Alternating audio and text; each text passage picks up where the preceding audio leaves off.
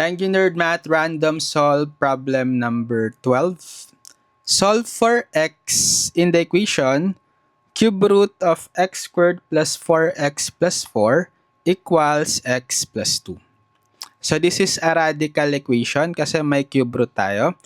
So alisin ko muna yung radical or yung cube root by getting the cube of both sides. Okay, so makakancel natin yung cube root sa cube. Matitira na lang is yung nasa loob ng radical na x squared plus 4x plus 4 equal to, so x plus 2 cube. Okay. Ngayon, ang gagawin ko, hindi ko to i-expand. Kasi napansin ko dito, sa left side natin, pwede tong ma-factor eh.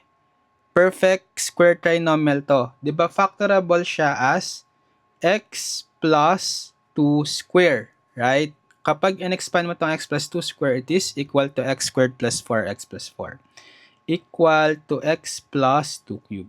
So notice, pareho tayo ng binomial. X plus 2, dito naka-square sa left side, dito naka-cube.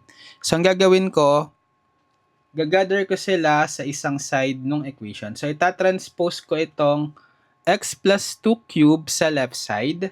Bale, magiging x plus 2 square minus quantity x plus 2 cube equals 0. So, hindi ko i-expand. Ifa-factor out ko lang si x plus 2 squared. Common binomial factor. Then, magiging times. So, pinactor ko na yung x plus 2 squared. Matitira na lang sa kanya is 1. Minus. So, kapag pinactor out sa x plus 2 cube mong x plus 2 squared, meron ka pang x plus 2 to the first or x plus 2 equal 0. Yan. So, saka natin ngayon, i-equate each factor to 0.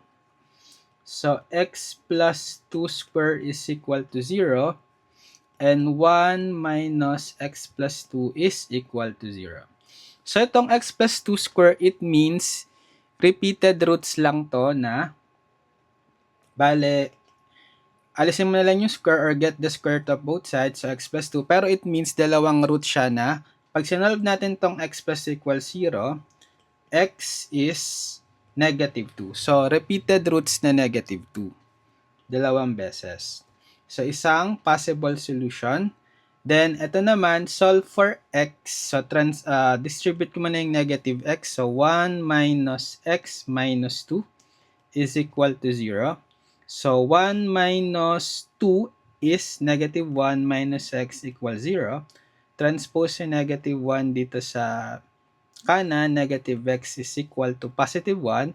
And then, divide both sides by negative 1. Para masolve si x as 1 over negative 1, negative 1. Yan. So, meron tayong dalawang possible solution. X is negative 2 and x is negative 1. Pero, i-check natin kung magsasatisfy talaga sila. Kasi this is a radical equation. Possible, magkaroon tayo ng extraneous root. Or yung na-solve natin na value ng x na hindi naman magsasatisfy dun sa equation. So, ite-test pa rin natin sa original equation. Ito.